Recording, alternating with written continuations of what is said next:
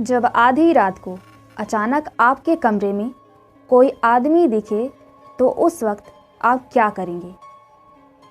नमस्कार दोस्तों, मैं हूं आपकी सोनल और मैं अपने चैनल में आप लोगों का स्वागत करती हूं। तो दोस्तों, आज की कहानी जो मैं सुनाने जा रही हूं वो मैंने रेडिट से ली है और कहानी को पोस्ट करने वाले शख्स ने अपना नाम नहीं बताया है। लेकिन कहानी सुनाने से पहले अगर आप मेरे चैनल पर नए हैं तो मेरे चैनल को सब्सक्राइब कर लें और साथ ही बेल आइकन को प्रेस करें ताकि आपको हमारे आने वाले हर वीडियो की नोटिफिकेशन मिलते रहें। और अगर आप हमें फेसबुक पेज में देख रहे हैं तो उसे लाइक ज़रूर करें। तो अब हम बढ़ते हैं कहानी की तरफ। बात कोई 15-16 साल पहले की है। मैं जिस जगह पर काम करता था वहीं पास में एक फ्लैट किराए पर लिया था। इस फ्लैट में मैं अकेले रहता था। हाँ, पर कभी कभी कई दोस्त भी आते रहते थे। इस फ्लैट में एक बड़ा सा हॉल था और उसी हॉल से जुड़ा एक बाथरूम और रसोई घर था। एक छोटे से परिवार के लिए यह फ्लैट बहुत ही अच्छा था। और सबसे ख़ास बात इस फ्लैट की यह थी कि यह पूरी तरह से खुला था। मैं आपको बता दूं कि इस फ्लैट का हॉल बहुत बड़ा था और इसके पिछले छोर पर शीशे जड़े दरवाजे लगे थे जिसे आप आसानी से खोल सकते थे। पर मैं इस हॉल के पिछले भाग को बहुत कम ही खोलता था क्योंकि कभी कभी भूलवश अगर यह खुला रह गया तो बंदर आसानी से घर में आ जाते थे और बहुत सारा सामान इधर उधर कर देते हैं। आप सोच रहे होंगे कि बंदर कहाँ से आते होंगे, तो मैं आप लोगों को बताना भूल गया कि यह हमारी बिल्डिंग एकदम से एक सुनसान किनारे पर थी और इसके अगल बगल में बहुत सारे पेड़ पौधे, जंगली झाड़ियाँ थीं। अपने फ्लैट में से नीचे झांकने पर सांप आदि जानवरों के दर्शन होना आम बात थी। एक दिन शाम के समय मेरे गांव का ही एक लड़का जो उसी शहर में किसी दूसरी कंपनी में काम करता था मुझसे मिलने आया। मैंने उससे कहा कि आज तुम यहीं रुक जाओ और सुबह यहीं से ड्यूटी चले जाना। पर वह बोला कि मेरी ड्यूटी सुबह 7 बजे से होती है, इसलिए मुझे 5 बजे जगना पड़ेगा और तुम तो 7-8 बजे तक सोए रहते हो, तो कहीं मैं भी सोया रह गया तो मेरी ड्यूटी नहीं हो पाएगी। इस पर मैंने भी कहा कोई बात नहीं, एक काम करते हैं, 4 बजे सुबह का अलार्म लगा देते हैं और तू जल्दी से जग कर अपने लिए टिफ़िन भी बना लेना। पर हाँ, एक काम करना, मुझे मत जगाना। इसके बाद वह रहने को तैयार हो गया। रात को खा पीकर लगभग 11:30 बजे तक हम लोग सो गए। हम दोनों हॉल में ही सोए थे।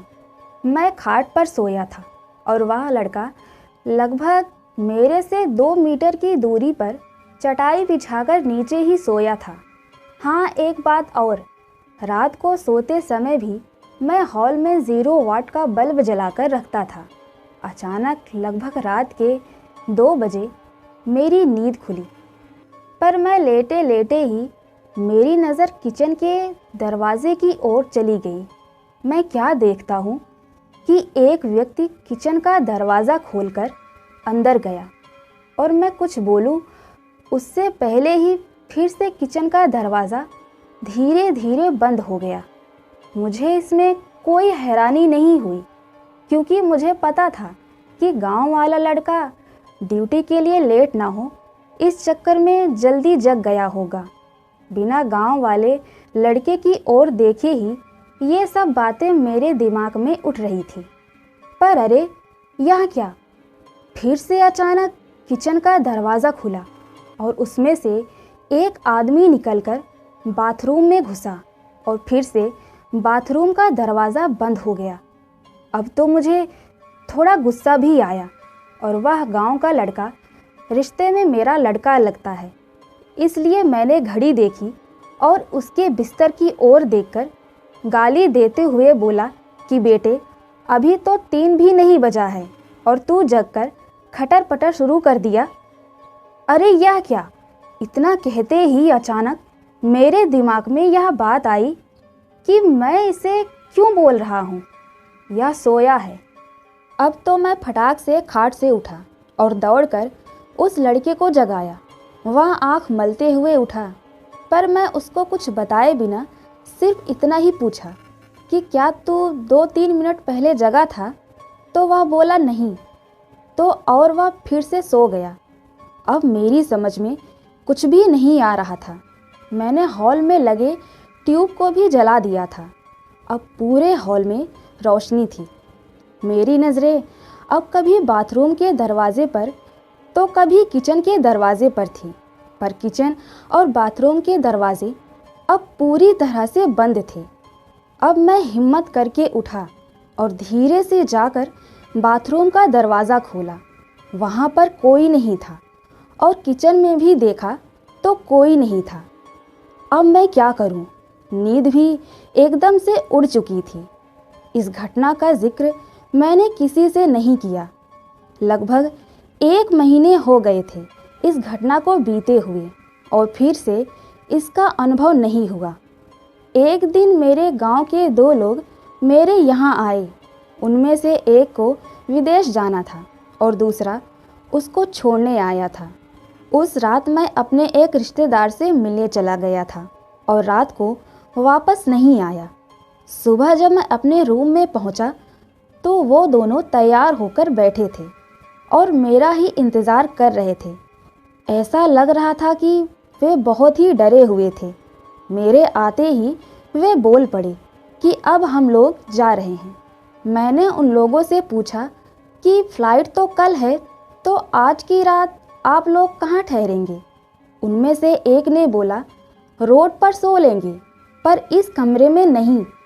तो मुझे अचानक 1 महीने पहले घटना याद आ गई।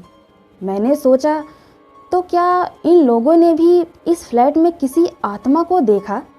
मैंने उन लोगों से पूछा, आखिर क्या बात हुई? तो उनमें से एक ने कहा कि रात को कोई व्यक्ति आकर मुझे जगाया और बोला कि कंपनी में चलते हैं। मेरा पर्स वहीं छूट गया है। फिर मैं थोड़ा डर गया और इसको भी जगा दिया।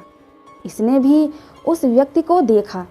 वह देखने में एकदम सीधा साधा लग रहा था और वह व्यक्ति इसके बाद किचन में जाता हुआ दिखाई दिया था और उसके बाद फिर कभी किचन से बाहर नहीं निकला। और ये देखकर हमारा डर के मारे बुरा हाल हो गया था। हम लोग रात भर बैठकर हनुमान का नाम जपते रहे और उस किचन के दरवाजे की ओर टकटकी लगाकर देखते रहे। पर सुबह हो गई और वह आदमी अभी तक किचन से बाहर नहीं निकला है।